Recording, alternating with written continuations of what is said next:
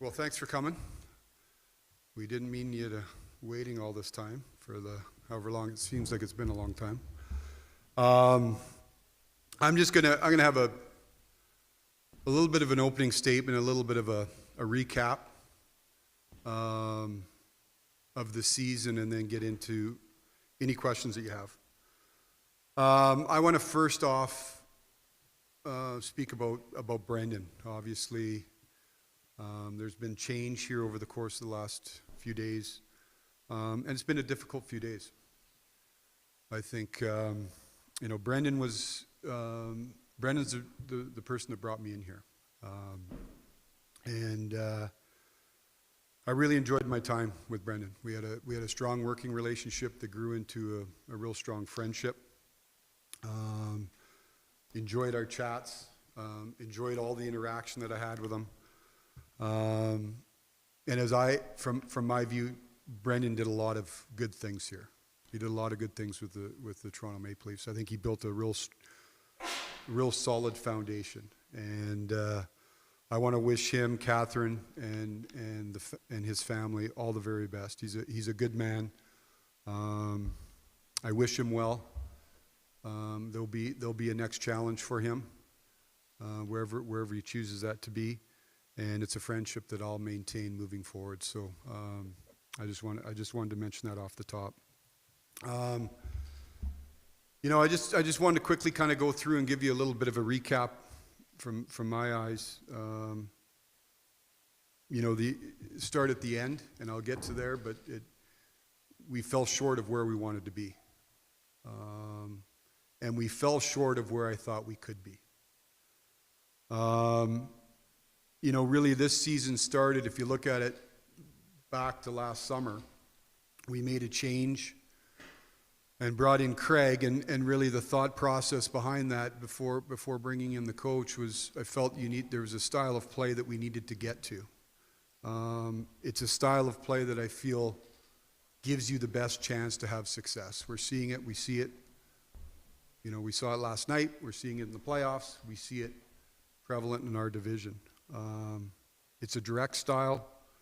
It's a style that I think you have to become a forechecking team. I think you have to limit risk. There is always risk in this game, but trying to reduce risk, and I think that gives you the best chance to win at the most important time. So with that thought, went through the process and found what I believe was the right coach to coach this team, and I'm proud of the work that Craig and his staff did this year. There's a lot that goes into changing how you play, and I think the team did a really good job with that. The next area that we really focused on last summer was our defense. Chris Tanev, Oliver Ekman-Larsson, Yanni Hakanpää, Philip Myers, and then at the trade deadline, Brandon Carlo. I feel that we wanted to have a long defense, rangy defense, make it hard around our net, and a defending defense. You need to move pucks, and that's an area that we got to continue to improve in. And I think all those players had a positive impact. Obviously, in Yanni's case, we knew going into the summer, in talking to him, that there was risk. And we went through that process and we took a swing, and it didn't work out. But we'll always continue to look at if there's times to take swings, we're going to try to take swings. It didn't work out, but I think that defense and those guys, even in Philip Myers' case, in the role that he played for our team, did a really good job. We then looked at our goaltending, made the decision to move on from Samsonov last year. We feel we've got a real developing young goaltender in Joe Wall, but looked at it and saying we need to partner him in a tandem with somebody. And we brought in Stoli, and I thought together they were excellent, and they both had their own individual times where they went on runs.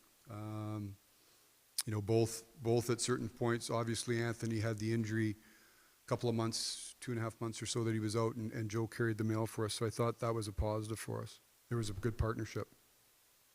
And then supplementing the forward group. You're not going to overhaul your team. You make decisions where you're going to spend your cap dollars. But we wanted to, again, add some players that would try to fit in the style that we wanted to play, and bringing in Max Pacioretty, Steven Lorentzen, and then at the deadline, Scotty Lawton, I thought fit well into our group. There's ups and downs in a season. There's adversity in every season. As I talked about, I thought our team was real committed in terms of their work ethic, in terms of their buy-in, in terms of changing how they play. And there's lots of positives in the regular season. We overcame a lot of injuries, specifically up front, and then obviously with Anthony in the net. 108 points, the Atlantic Division regular season title, I think 4th overall, and set a record for most road wins for the franchise. Our focus isn't in regular season success, but I think it has to be recognized, and I want to recognize the players and the staff for their work in there. There's mile markers in a season when you're trying to determine where your team's at. Are you ready to win? 2 for me that kind of, stood out as we were going through the season was both in and out of the Four Nations. February was a difficult month for us travel-wise. We went out west just before the the Four Nations.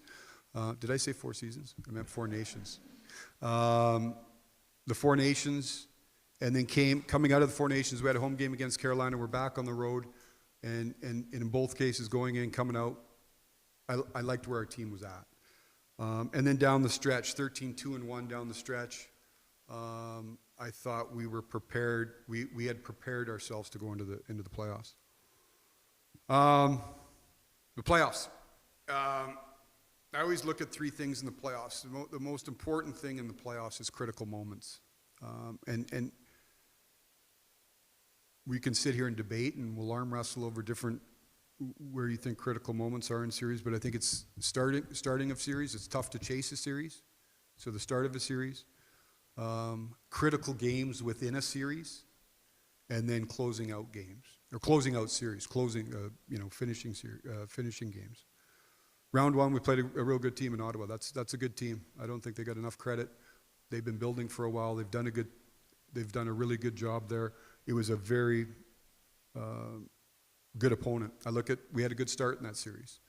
1-2 at home, tight game in game 3, win an overtime game. We were poor in game 5, critical game. It's a critical game. We were poor in game 5. Give our guys a lot of credit in game 6, winning a tight game on the road to close out a series in another critical game. So credit to the guys in that series.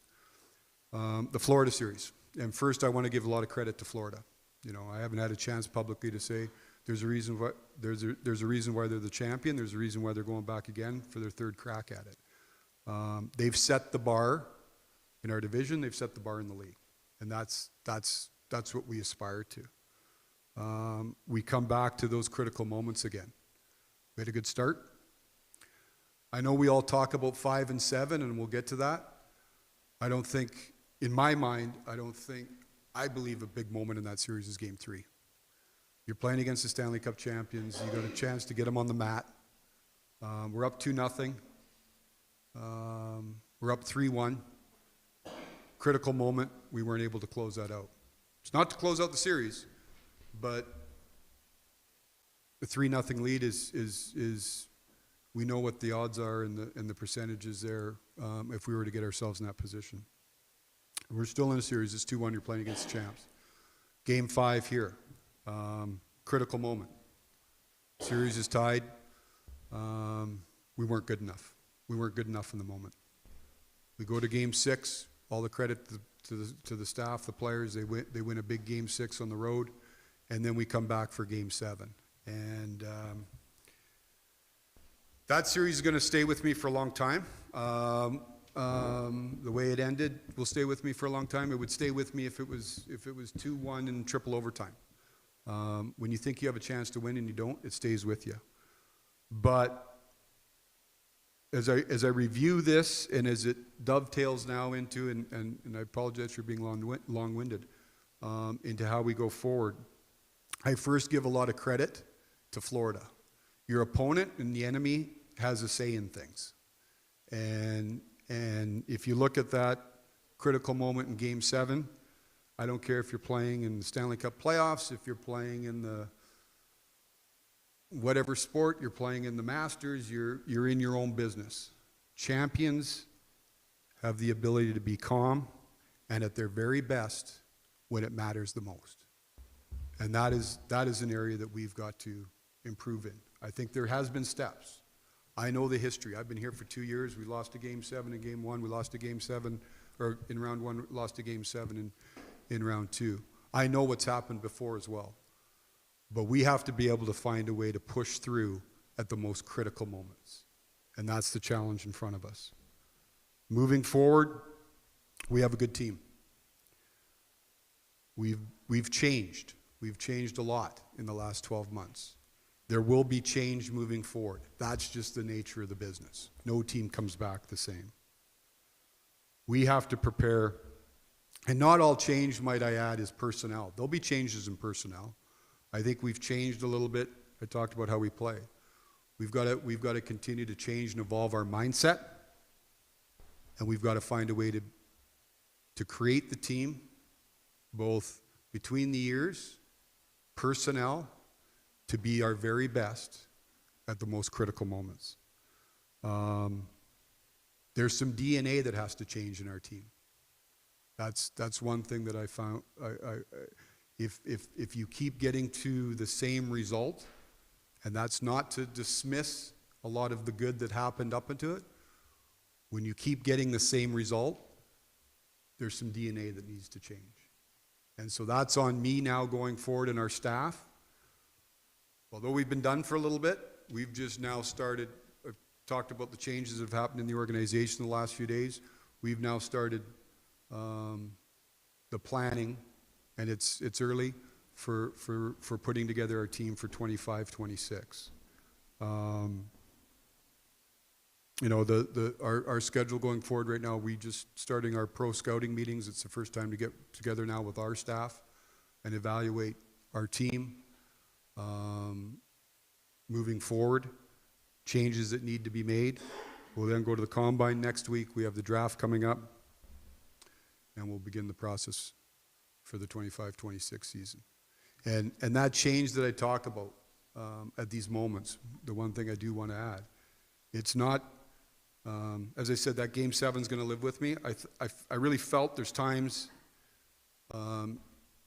you're worried about where the team's at. I felt really good. I felt really good in that morning. Just the vibe around the team. And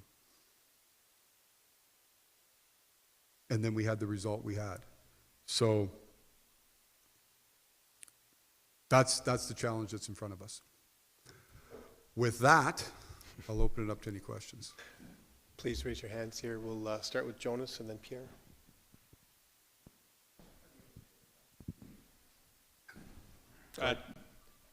Here.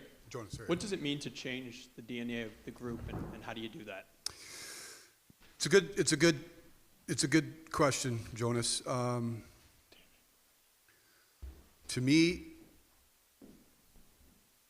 when it matters the most, you have to embrace it. You know, you have to embrace it. With all the things that are the challenges in front of you, good opponent, the stage, what's at stake, you've got to find a way to embrace that moment and ultimately succeed in it, right? The margins are thin. You know, the margins are really, really thin. And when I say that, it's not, I don't believe that you have to go and change 20 players, right? It's not always about that. It's what can we do to help our guys? What can we do to find guys that can help? If there is change that we need to make with the team, how do we bring people in that have a mindset like that? But it's those big moments of really embracing it, but finding a way, whatever that way is, to get through it and have success. And you know, let's be honest, we've gotten to that point, and I know we clumped the whole group together for the last number of years. There's been a lot of change, right? Like this team this year had a lot of change from last year. But we've got to, when you run up against that wall, and it happens time and time again, that leaves some scars. So there's experience that you get from that, and the more times you go through things, but ultimately sometimes you may have to change something. And those are the things that we have to continue to look at. And I don't have the answers today, and it's not for me to be cute with you guys or deflect. We're in that process right now of asking these questions of ourselves, right? How do we get there? We're in an emotional business. Our fans are emotional. I'm emotional. Nobody wears it harder than me. That's what makes this place so great. But you have to step back, you have to exhale, and then you have to make calculated decisions based upon the best information you have. I don't know if that answered the question, but it seemed like I talked for a long time. Next question, Pierre. Brad, when we heard from Keith Pelly last Friday, he said he was looking forward to having dinner with you, I think on Sunday, and digging in on some meetings with you. Your day-to-day work life now has changed. Brendan gone. What did you hope to hear in those meetings with Keith, and what can you share with us about what this means now for you? Yeah. Well, big picture, Pierre, not a whole lot changes for me, right? My job responsibilities remain with what my job responsibility is, in charge of the hockey team, right? Obviously, without Brendan there, I will be working closer with Keith. As we talked about, had a relationship with Keith, but didn't, Keith and I we're starting that now. We didn't spend a whole lot of time together. So like any relationship, we're going to find our cadence. Keith's made it very clear, your job is to go out and do the things that you see fit with your staff to get the team where we want it to go. So ultimately, we're going to work through that a little bit. There's probably going to be a little bit of tweaks in terms of how things operate a little bit. But by and large, what I'm responsible for and where my energies are directed aren't going to change a whole lot, and that's building the hockey team. Okay. Terry? Hey, Brad. Hey, Terry. How are you? Good. You? Good. So, Mitch Marner has been a large part of this team's DNA in the regular season and what it's been able to do, obviously. A large part of the team's DNA in the playoffs in the past several years that hasn't been able to get past that next step, like you say. Can he be a part of this going forward then? Do you want to re-sign Mitch? What are your thoughts on him and his possible future with the team? Well, I'm shocked we got to question 3 before we got it, so thank you, Terry. And again, this isn't a deflection. I think Mitch is a tremendous player. I think we've talked throughout the year. You've heard me speak it. I think he's a star. We're in that process right now. I had a meeting with all the players individually. We do our exit meetings. Mitch and I had a discussion. It's emotional right now, right? And so my discussion with Mitch is, let's all take a step back. Let's take a deep breath. I got to decompress a little bit. We probably got delayed. That's not the right word. With Brendan's situation, that was a bit of a curveball that it took a couple days here to kind of get through. So we're going to meet as a staff. I'm going to be in touch with Mitch's representative and all of our players' representative, and determine what's best. Right now, Mitch has a say in this as well. Right. So this isn't the world according to Brad. I think he's a great player. He's been a great player here. We'll have to see. We'll have to see how this all works. Can I think Mitch can succeed? Yes, I do. But as I said before, we've all got to kind of take a step back and look at, we can't be rigid in our thought process of saying we can only do something one way. And like I said, he's got a say in the process. So again, another wordy answer to say, we'll see. And same thing with John, and really all of our UFAs, right? Really good players. I'm a huge John Tavares fan. Had a really good discussion with him. We gotta take a step back, meet with our group. How do we best move forward? What are the costs? What is all those things that go into a contract and everything else, and how does it fit within the puzzle? So we'll see how that happens over the course of the next couple of weeks. Luke? Austin Matthews says Luke. says he'll be 100% for training camp. If his injury occurred in last training camp and a few months of treatment and recovery could get him right, why wasn't he given that time in season so he would be 100% for playoffs? Now, Luke, you would get mad at me when we always said day to day, and it became more than day to day, right? He's, and I think Austin spoke to you guys, right, and talked about it.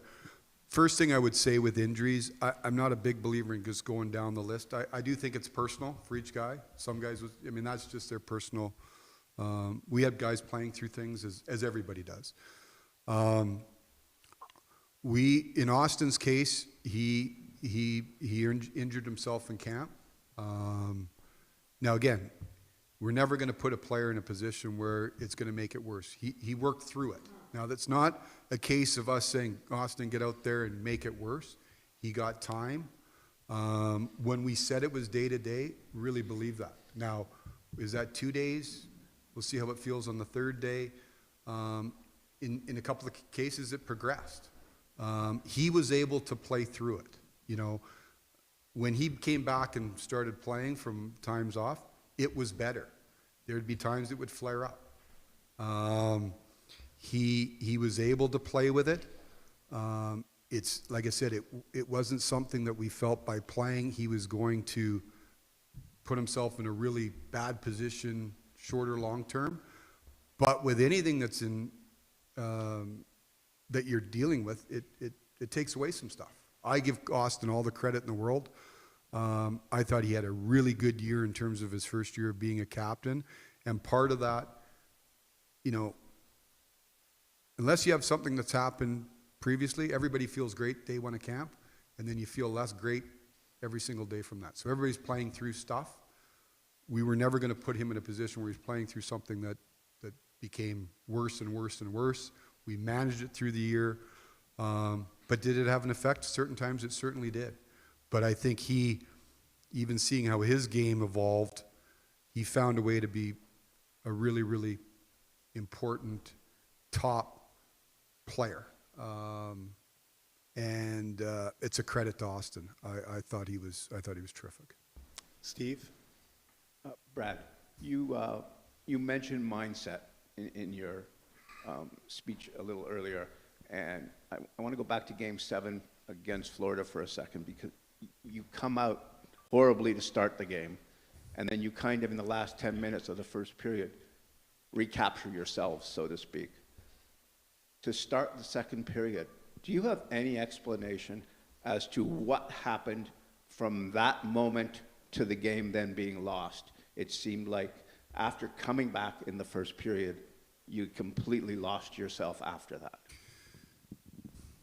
Yeah, I've as you can imagine, replayed that game a few times. I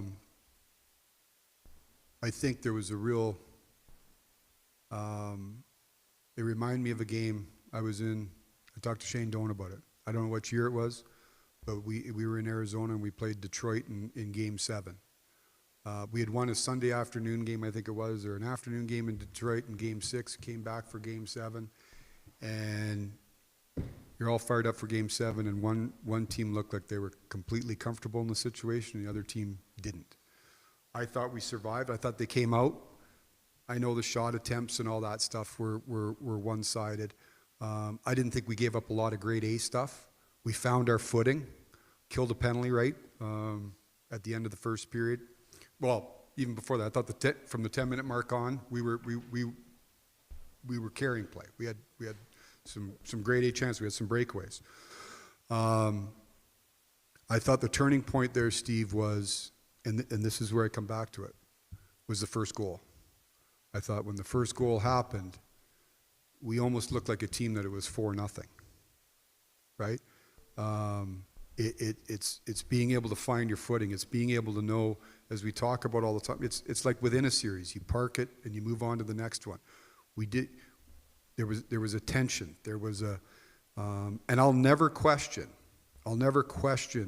the want, the care. These guys want it. They want to be successful. They want to get to where we all want to get to.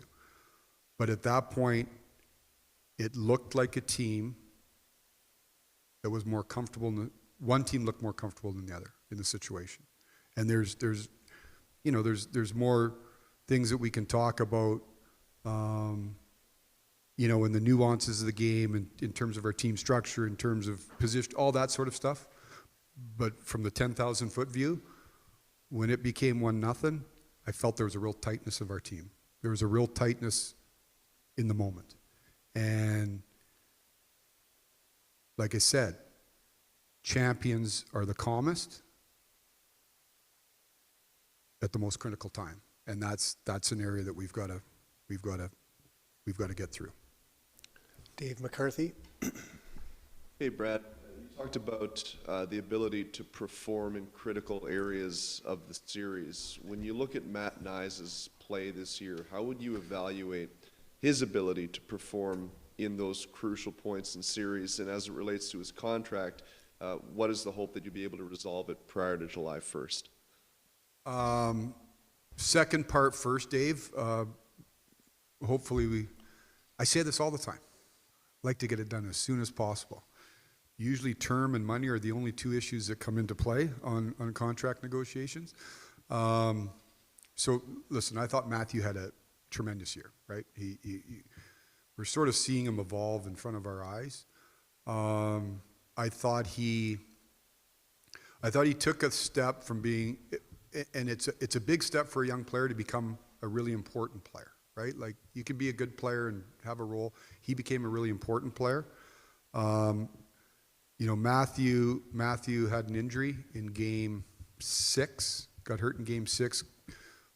Was it Game 6? Game 6 in Florida, muscled through it. That wasn't 100% Matthew Knies in Game 7, right? Like, he was muscling through it. But I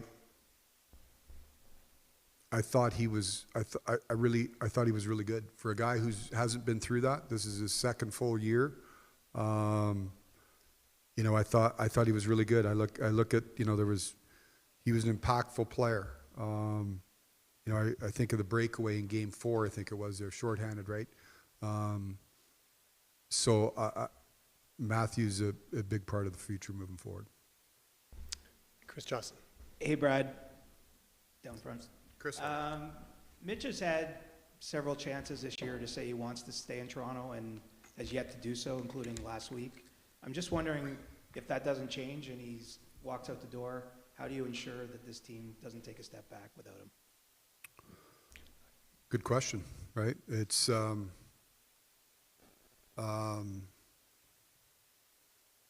there's not a hockey tree out there that you just go and pluck the player off of. Our job is to make the team look at all the options. That's what we got to go through here right now. I can't sit here and give you a definitive answer. We've got to, number one, go through the process with Mitch, right? Our staff is in the process now of looking at all different outcomes. But we've got to kind of drive what we think is the best outcome. And like I said, in Mitch's case, he's got a say in the matter. I don't think,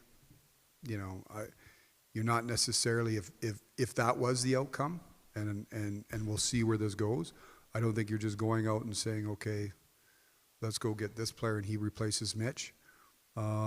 Maybe that's where I talked about we have to change a little bit, right? We have to change the makeup of the team. But that's speculation right now. That's hypotheticals that I don't like to necessarily get into. So we'll see is the answer. And again, it's not trying to be elusive as much as you have to try to prepare for every potential outcome. And I said all thing, and it may take some time. It may take some time to figure out the best way that we move forward. But that's what we're in the process of doing right now. David Halter. Hey, Brad. David, how are you? Good, how are you? With Brendan no longer part of the structure here, I'm wondering for you, you've been in the job 2 years now. Are things more streamlined for you? How do you envision things might look front-facing different in this position now without? In terms of, sorry. In terms of just like getting any trades clear or anything like that, or just Oh. how you do your job on a daily basis? Yeah, not a lot different, David. Obviously, the bricks and mortars of the business, of going out and evaluating players and evaluating staff and building your team, and those things don't change, right? There's a different reporting structure where I would report to Brendan. I will now report to Keith, so that's different. And like I said, Keith and I have had some discussions, some good discussions over the last couple of days. I do apologize. Part of this delay was on me. I had a daughter that was graduating that was important to get back for. So that cost us a couple days. So that part is a little bit different. But again, a lot of what I do isn't necessarily going to change. It's what 31 other managers do, right? You're in charge of the team and all the facets and the things that operate around the team, and that's what I'll continue to do. Matt Larkin, top row. Hey, Brett. Over here. How you doing?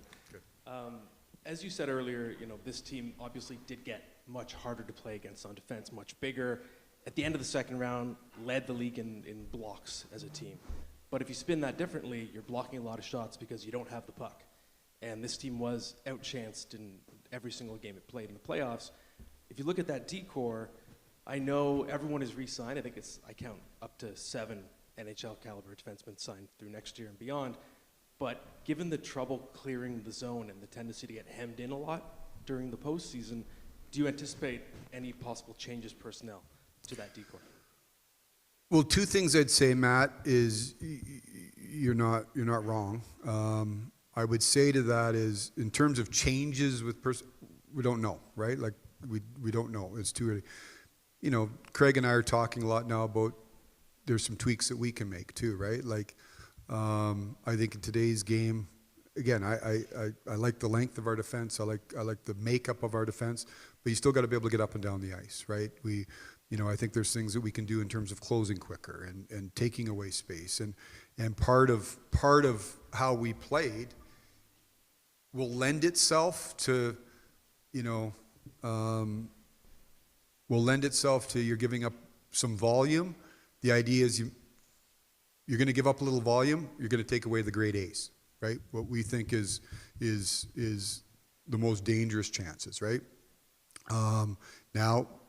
That's part of what we'll do this summer is we'll sit and talk about it. Still think in today's game you need your D to be active, right? We need to get more offense from our defense. Now, not just goals, but creating, right? So part of that, and I think there's some of the guys that are able, it's not necessarily going out and turning guys into 20 goal scorers, but we can maybe get some more volume the other way. But in terms of personnel, we'll see. I like the D-core. But we can't be rigid, right? We fell short. We have to continue to look at ways we can get better. We're going to do 3 more questions. Mark Masters, Sean Leathong, and Josh Cloak. Brad, last week, Keith Pelt mentioned he felt the culture had changed quite a bit under Craig Berube. How would you describe the change you saw in the team's culture this season, and how much more room for growth do you feel there is there? No, culture is we hear that a lot, right? Culture. To me, it's habits, right? What is culture? Culture is what you do every day, right? What you value, right? That I can tell you, coming in here, I think that to me had never been an issue necessarily. I think there has been some changes, and when I say never been an issue, this is a group I've never felt they didn't give you an honest day's work. They weren't committed to their craft. I mean, we've got guys our guys are very committed to preparing, doing things the right way. I think Craig has got a real good way about him. I mean, it's a very workmanlike atmosphere. A lot of you are at practice most days. They work, and I think he's really done a really good job of building team. I mean, that's what we're trying to do here. It is about the team, regardless of we've got some really good players. It's about team success, and I know our guys are bought into that. They want to have it. They're committed to it. We got to find a way for us to push over the top. Sean.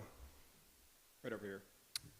To go back to contract talks, you've spoken in support of John Tavares, Mitch Marner. Can you say for certain both players will be offered contracts before July 1st? No, as I said before, we're going through that process right now. Last question, Josh Cloak. Brad, you've got the, over here, Brad. Oh, there you are. How are you? We've got the draft next month. What have you learned about the way Mark Leach operates ahead of the draft, and how is he kind of different from his predecessor, Wes Clark? Mark's a really experienced guy.